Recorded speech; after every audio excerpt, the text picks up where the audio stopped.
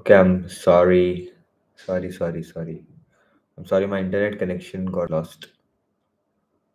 Uh, what the hell? Audio is not recording. I have to change. Let me.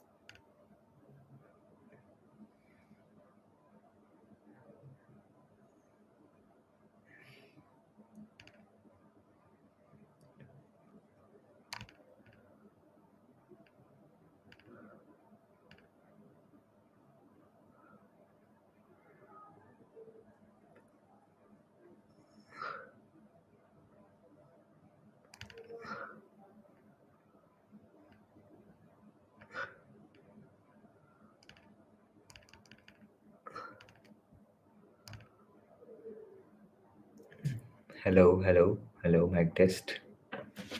I think my audio is fine. I was afraid my audio was not fine. Okay,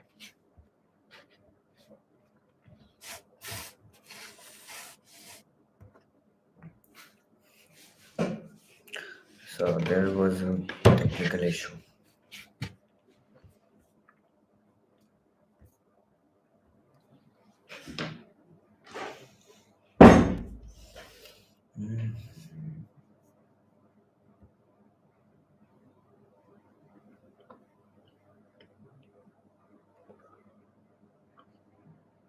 Right.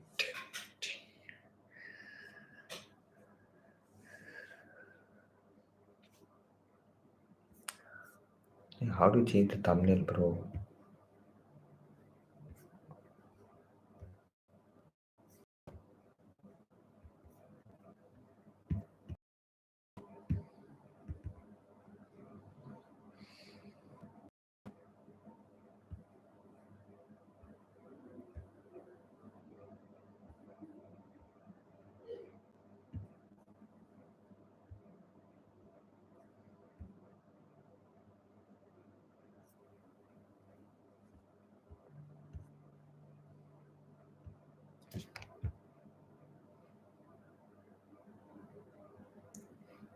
I'll let it be.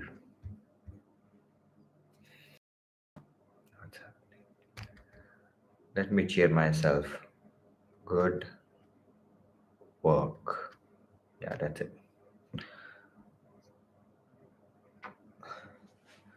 So where was I? I was explaining you multi-level paging. Okay. So I was explaining you how to divide your page table itself into, like, apply paging to your page table itself. So here we had P dash pages. How many P dash pages we have? Let me tell you, 1024. How I came up with that number? I didn't came up with that number. I already told you we had 20-bit logical address space. We divided that 20-bit into two parts, 10 bits and 10 bits. So when you divide 2 raised to power 10 by 2 raised to power 10, why 2 raised to power 10? Because that's it. Oh, why 2 raised to power 10? How should I answer this? Okay, well, hold it. Okay, to power 20 and to power 10. The answer 2 power 10. What's 2 power 10? It's 1024. So that's why I divided my page table itself into 1024 parts. And when you divide your page table into 1024 parts, I'll call this part. Okay, now remember this p dash, I'll call this part. So this, I'll divided my page table into 1024 parts, and these parts itself, if you zoom in into each part, let me zoom in into p dash 0 part. So in p dash 0 part, you'll have 1024 entries. So in every p dash, you'll have 1024 entries. Now what I was explaining you how this is improving my memory, like memory utilization, how this process is improving my memory utilization, why I am doing multi-level paging.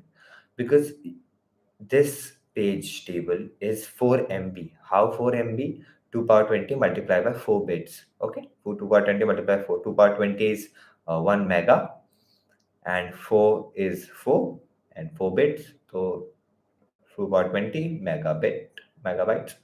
This is 4 bytes. Sorry, I'm doing bit bytes. So 4 bytes multiplied by 2 power 20, it's 4 megabytes. So this page table is 4 megabytes. It's taking too much memory. I don't want that in my operating system to take memory too much. So I want my memory to be used less. So I'm using this, applying paging to my page table itself, and now I have this new, like you'd say, new. This is new page table, page table dash, and this will have 1024 entries. What are those 1024 entries? Like, just imagine by yourself. Those 1024 entries are p dash 0, p dash 1, p dash 2, p dash 3, p dash 4. So these entries are here in this new page table 1024, like till 1023, p dash 0, p dash 1, p dash 2 till p dash 1024 are present here. Now what have I done? 1024, which is 2 power 10 multiplied by 4 bits, to this, that's 4 kb. Just imagine, previously this page was utilizing 4 MB, and now this new page, like when I applied paging to this page, I'm just using 4 kb. I have reduced my memory utilization by a lot. But you'll ask me, but this have the address of p dash, this will do, this won't give me my frame, because actually I need the frame, now frame address, to actually get my process or anything from the memory. Yeah, you're right. So what happens is, when you're using this 4 kb space, when like you have your logical address 10 bit 10 bits, the first 10 bit is used to actually map which p dash you need, which p dash have the my actual address, my actual frame. So when you get use this 10 bit to get one page, just imagine p dash 1, like this 10 bit is saying go to p dash 1. Okay, this 10 bit is saying how it's happening. Don't go to that, I'll tell you later. That's something else. How the bit address is addressed into this, that's we'll study later. First, just think how this is working. The first 10 bit is telling me that go to p1, p1 dash, p1 dash, p1 dash part. Okay, so when I have to go to the p1 dash part, I'll go to the p1 dash part. I'll just load 1024 entries. This 1024 entries, I'll load this into my memory back. Okay, so I use 4 kb here. I use 4 more kbs here. So I'm using 8 kbs, not a lot. It's significantly less than 4 MB. Now in that 1024, in that new in this now p1 dash, I have loaded this into my memory. I have one more 10 bit address. So I have divided 20 bit into two 10 bits. So first 10 bit is used to map which part to load. Now you have loaded that part. Now you next 10 bit will be used which page to go. That page will have your frame address. Go to that frame. Now frame is actually in the memory itself. IO, your actual memory, what is called virtual memory and physical memory. This is your physical memory, and you'll go to that your physical memory, actual memory space. You'll use your frame, and you'll add the offset, whatever the offset is, and you'll have your virtual address, physical address. You'll have your physical address. Okay, so that's it. You have your physical address now. You can use whatever data is there for your purpose. So if I made myself clear, you apply paging to your page table itself. What it does, it reduces the significant use of memory. But as you can already see, I have definitely reduced the significant use of my memory. My what I mean by memory is my RAM. I've significantly reduced the use of my RAM, how much RAM I'm using.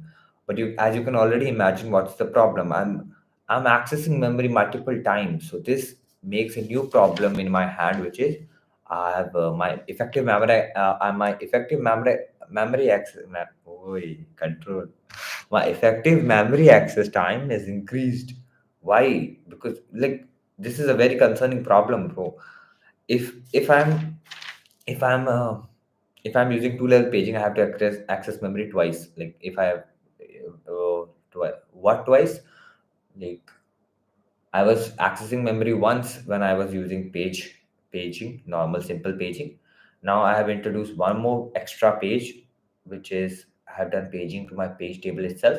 So I have to access my memory twice. So just imagine if I do n level paging, how many times I have to access my memory? I have to access my memory now n times. So let just imagine your memory access time is m, and your new like your number of level of paging you have done is n, so your effective memory access time will be n multiplied by m. Okay, so this is a very big number, bro. I don't want this much time to be utilizing in just accessing my memory itself. So what you do is you do multi-level paging with TLB. What's TLB? So you are familiar with multi-level paging, as I already said. Like, what is TLB then? TLB is, let's first tell you full form. TLB is translation look aside buffer. So what's translation look aside buffer? It's like a cache memory. It's like a like it's a quick access memory for your CPU. Firstly, there was a physical memory itself beside the CPU, but now it's integrated in the CPU or somewhere in the RAM. So it's there. It's faster to access. So like I have it is this will significantly reduce my memory access time. So this is like optimal solution. This is like balanced good solution. I have already reduced my memory, how much memory is being utilized. I have reduced my time to access memory. So this is a very optimal solution for my large page table. So as you can remember, we are doing all this because we had large page table size and we don't want large page table size. So we have reduced our large page table size using this solution of memory multi-level paging and TLB. So we have these two solutions.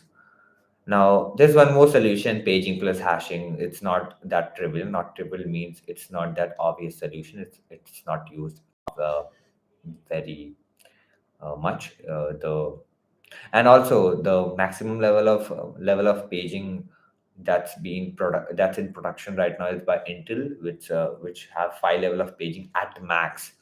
So they don't do a lot of level of paging. We don't do 6, 7, 8. Maximum is 5. Generally it's 2, 3 level of paging is enough to actually get through the process.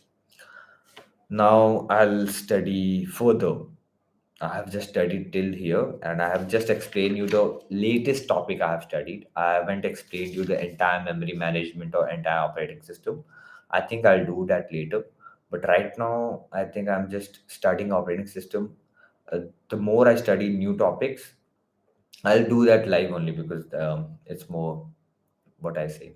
It's difficult for me to go live right now because I don't have a stable internet connection. I'll do live stream more often when I have a good connection of internet. But nevertheless, whenever I get time, I'll go live and explain new topics I have studied. Okay, moving on. So right now I'll start my studying session. It's currently what's 22 1. 22 1 is what? 22 1, 22 1, 22 1. 22 is like 10 and 1, 22, 10 1. So currently it's 10 o'clock. We're starting our study session right now. I'll study further. Memory management, operating system. I'll complete operating system. I'll study every day, slowly, slowly.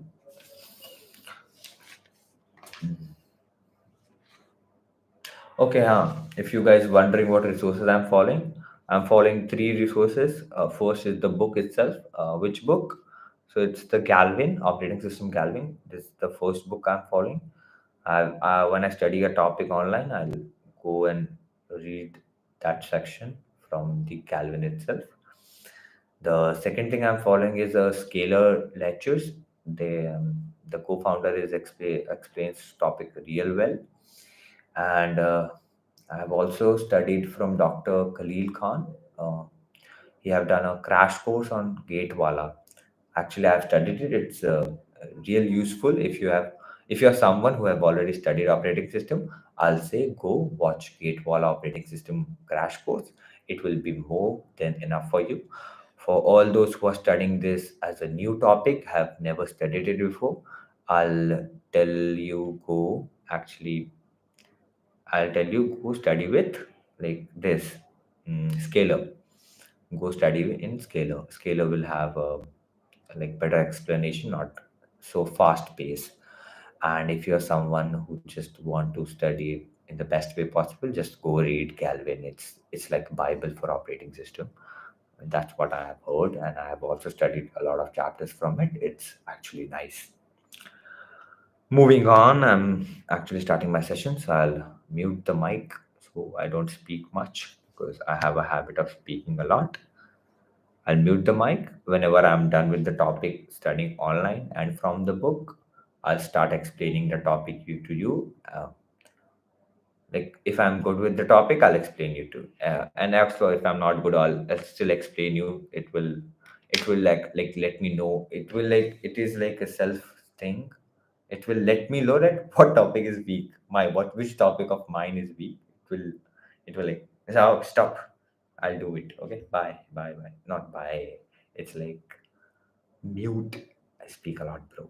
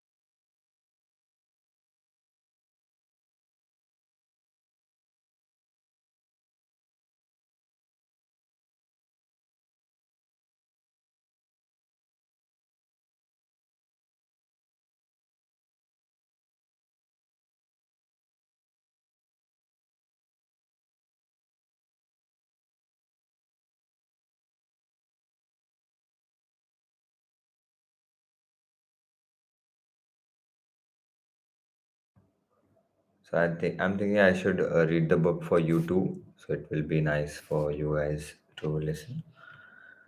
The main memory must accommodate both the operating system and the various user program. We therefore need to allocate main memory in the most efficient way possible. This section explains on early method contiguous memory allocation. The memory is usually divided into two partitions, one for the operating system and one for the user process. We can place the operating system in either low memory address or high memory address. This decision depends on many factors, such as location of the interrupt vector. However, many operating systems, including Linux and Windows, place the operating system in high memory, and therefore we discuss only that situation.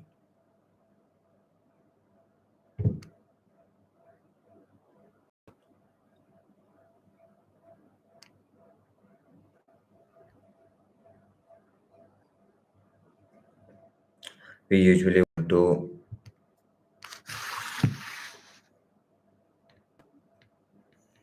no.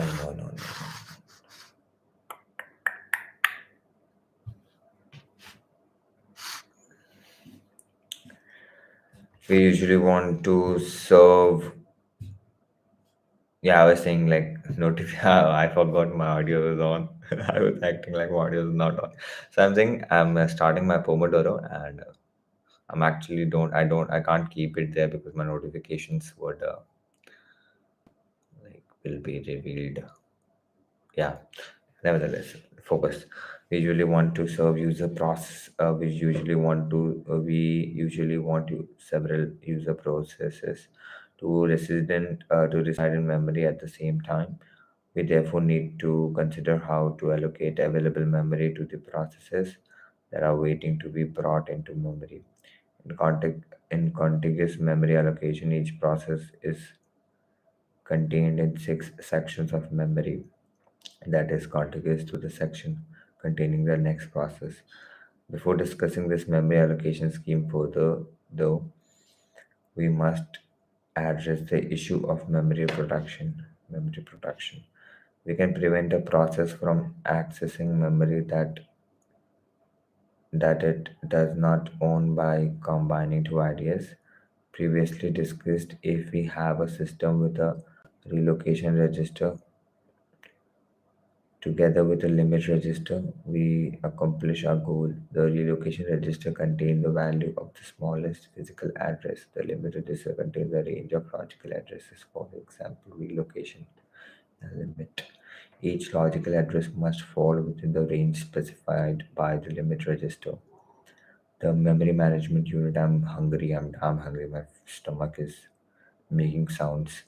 The memory management unit maps the logical address dynamically by adding the value in the relocation register.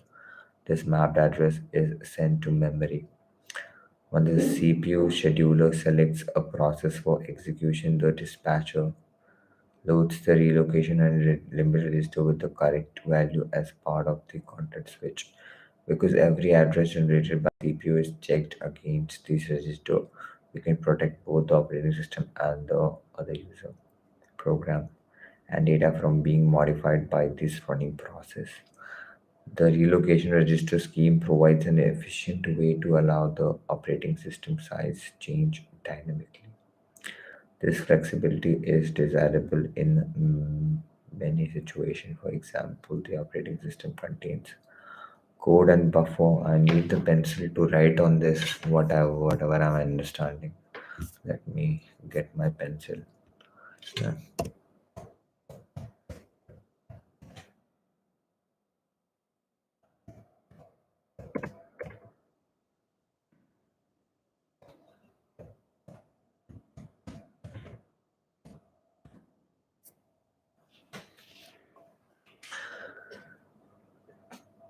Likewise, when the device driver is no longer needed, it can be removed and its memory allocation for other needs. Okay.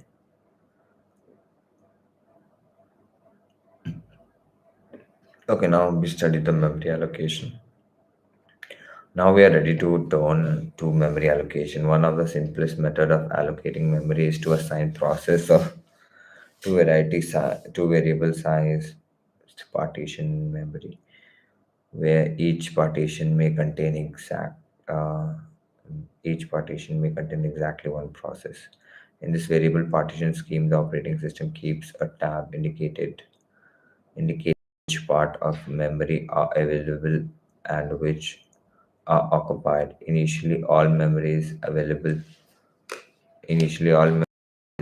for user process and is considered one large block of available memory, a whole eventually. As you will see, memory contains a set of holes of various sizes. Despite this scheme, initially the memory is fully utilized, containing processes 5, 8, and 2. After process 8 leaves, there is one contiguous hole. Later on, process 9 arrives and is allocated memory. Then process 5 departs, returning into non-contiguous holes. Okay. As processes enter the system, the operating system takes into account the memory required of each process and the amount of available memory space indetermined. Which process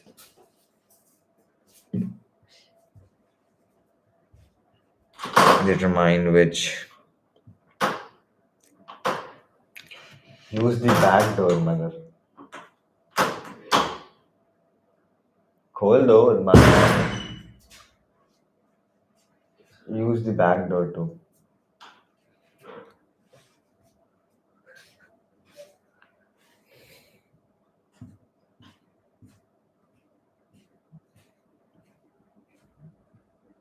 Where was I?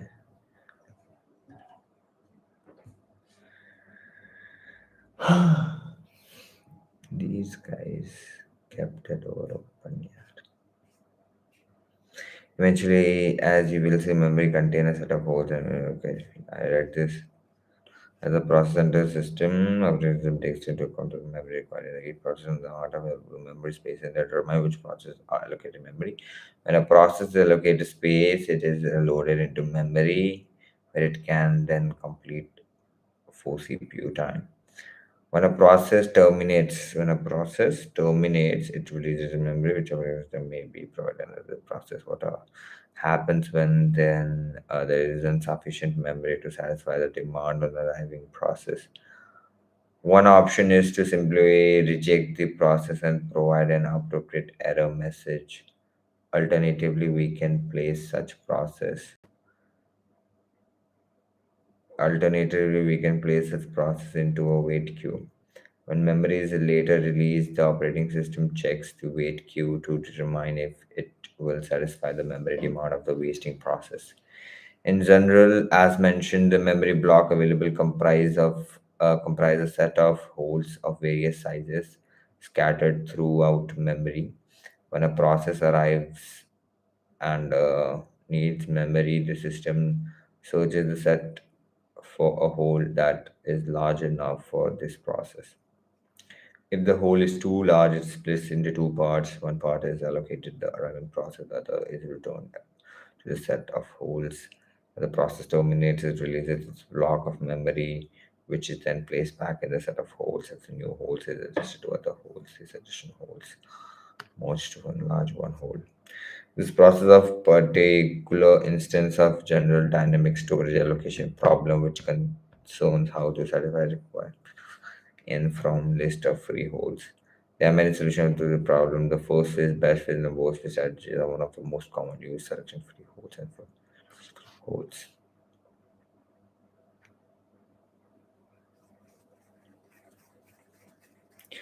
Okay, simultaneously have shown that both first and best fit are better than worst fit in terms of decreasing time and storage utilization. Neither first fit or nor the best fit is clearly better than the other in terms of storage utilization, but the first fit is generally faster. Fragmentation. Okay, both the first fit and the best fit strategies for memory allocation suffer from external fragmentation. As processes are loaded and removed from memory, the free memory space is broken into little pieces. External fragmentation exists when there is enough total memory space to satisfy a request, but the available space are not contiguous. Storage is fragmented into a large number of small holes. This fragmentation problem. Okay, wow. This is my definition. Yes. External fragmentation exists when there is enough total memory that is never it's not going to be stored into a large number of small holes. This fragmentation problem can be severe. In the worst case, we could have a block of free or wasted memory between block of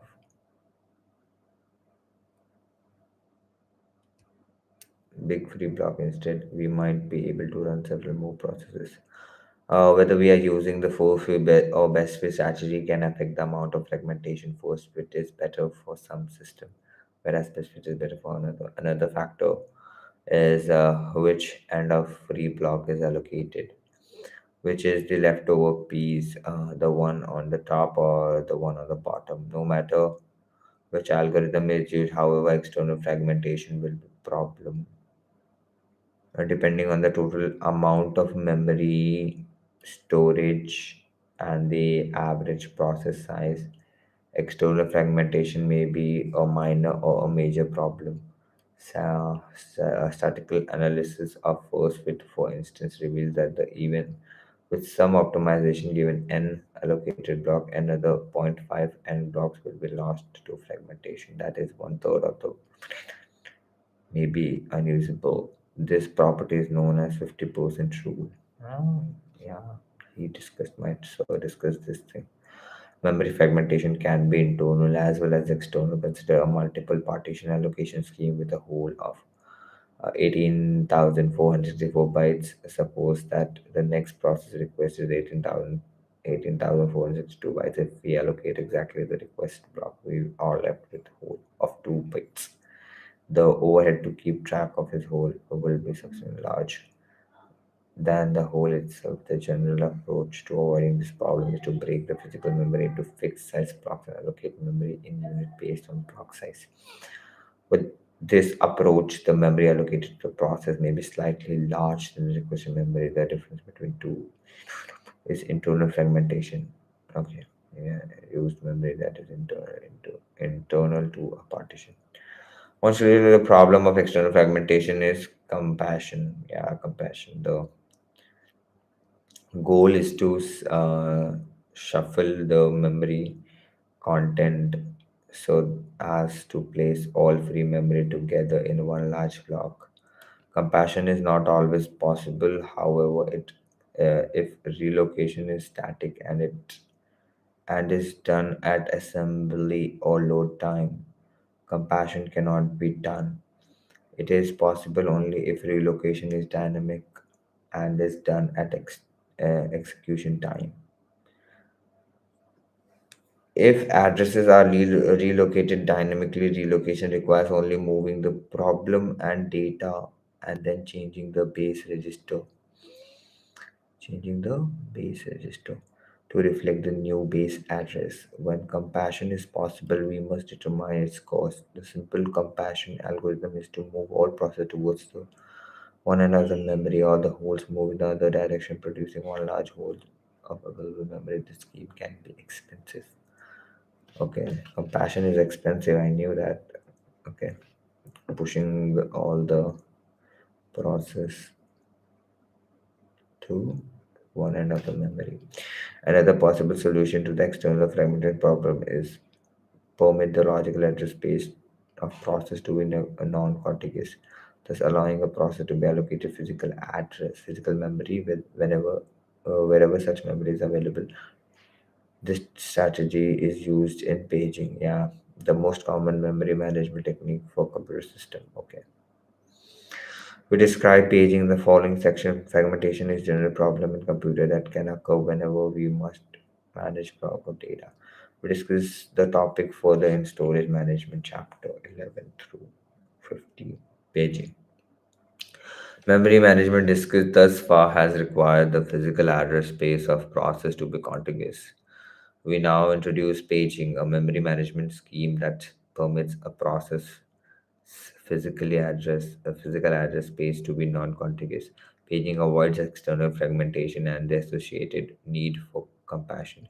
Two problems that plug contiguous memory allocation because it offers numerous advantages. Paging in its various form is used in most operating system, from those for large servers through those for mobile devices. Paging is implemented through cooperating between the operating system and the computer hardware. Basic method. What is the basic method of paging? The basic method for implementing paging involves breaking physical memory into fixed size block called frames.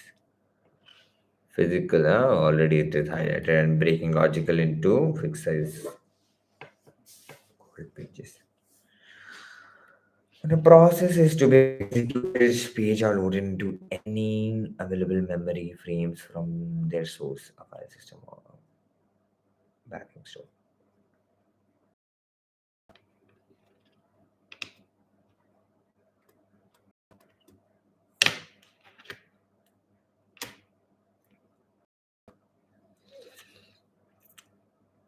The backing store is divided into fixed size blocks that are the backing store is divided into fixed size blocks that are same size as the memory frame. A cluster of multiple frames. This rather simple idea has great functionality and wide. For example, the logical address space is now totally separated from the physical address space. So a process can have a logical 64-bit address space even though the system has less than 264 bytes of physical memory. Every address generated by CPU is divided into two parts, page number and page offset. And this is how things work. There's a physical memory. This is the physical memory which have frames. Oi, yes. The page number is used as an index into per process page table. This is illustration. Okay, the page table contains the base address of each frame. Page table contains the base address of each frame.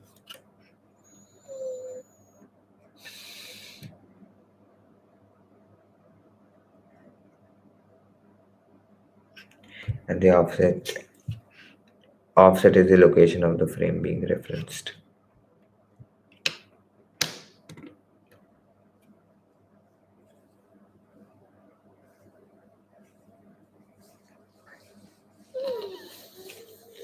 Thus the base address of the Thus the base address of the frame is combined with page offset to determine the physical memory address.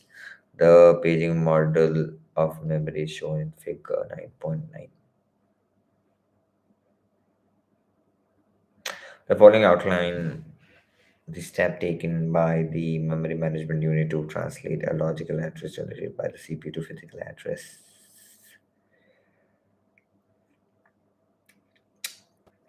Extract the page number P and use it as an index into the page table.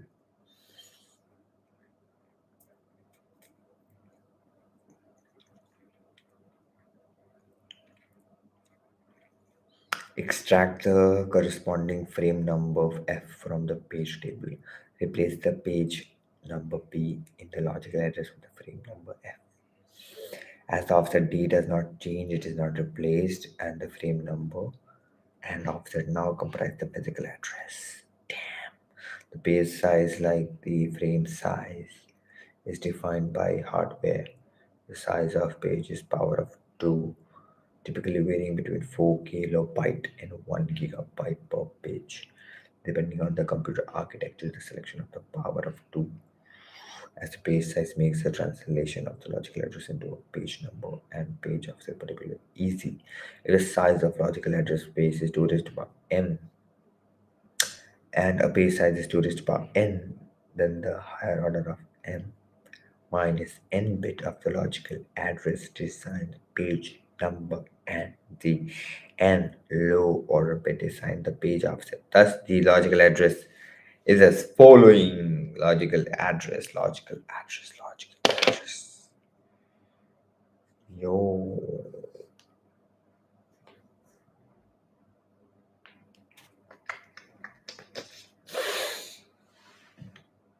Mm.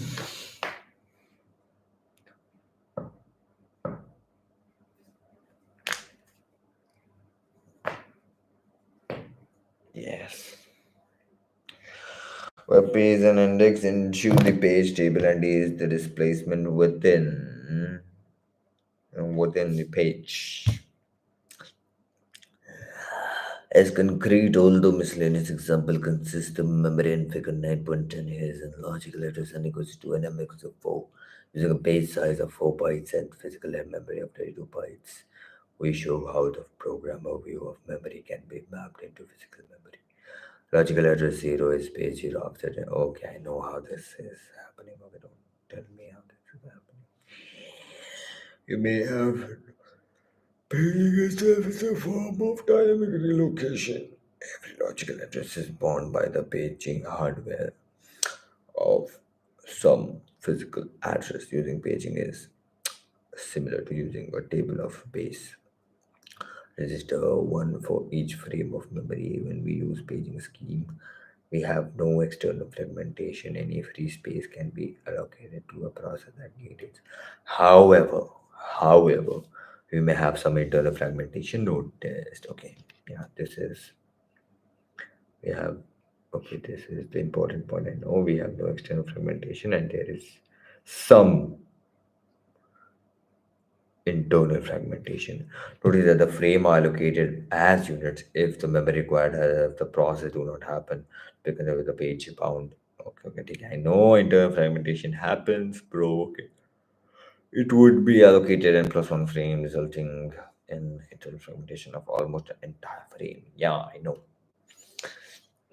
If process size is independent of process page size, if process size is independent of page size, we expect internal fragmentation to average one half page per process. This consideration suggestion that the small page size are desirable. However, you have to remember that this small page size is desirable. However, overhead is involved in each page table entry, and this overhead is reduced as the size of page increases.